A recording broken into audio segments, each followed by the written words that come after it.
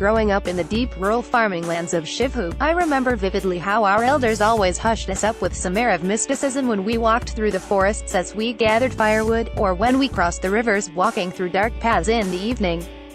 By Cynthia C. Hakutengui, they would always chide us for our loudness and endless chatter, reminding us to honor and respect the unseen powers that resided in the forests and darkness that had power to steal our words and voices.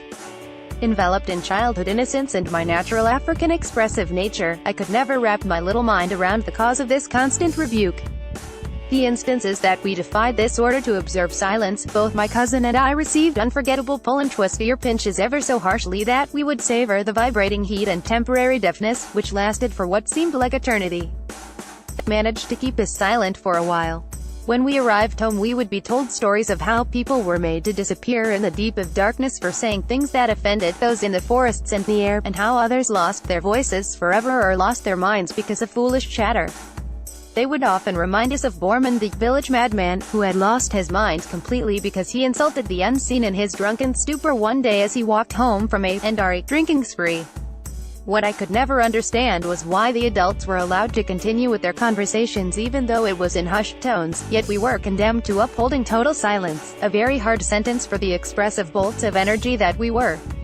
As years went by, I began to realize that the grace to speak seemed to be easily granted us by the elders, as we were now deemed to be more responsible with our words. Decades later, I realize now that the expectation for responsible speech is placed on every mature adult who should be held accountable for the outcome of their words. It was later explained to us that the silent sentence was enforced on the children because they tend to be reckless with their speech and are not given to wise, discerning and appropriate words as occasion demands. While the mystery of the hidden powers in the dark is still upheld and reverenced in different perceptions depending on culture and religious belief, I do realize now that the intangible atmosphere that surrounds us is not as simple as it may appear but holds in it the power to work with the spoken words that proceed from our mouths. With more exposure and deeper understanding of how the tangible world interacts with the intangible or unseen realm, I now appreciate the power that words released can yield. In analyzing what makes up a wholesome speech, we should ask ourselves why it is necessary to have a wholesome tongue as a lifestyle and practiced virtue.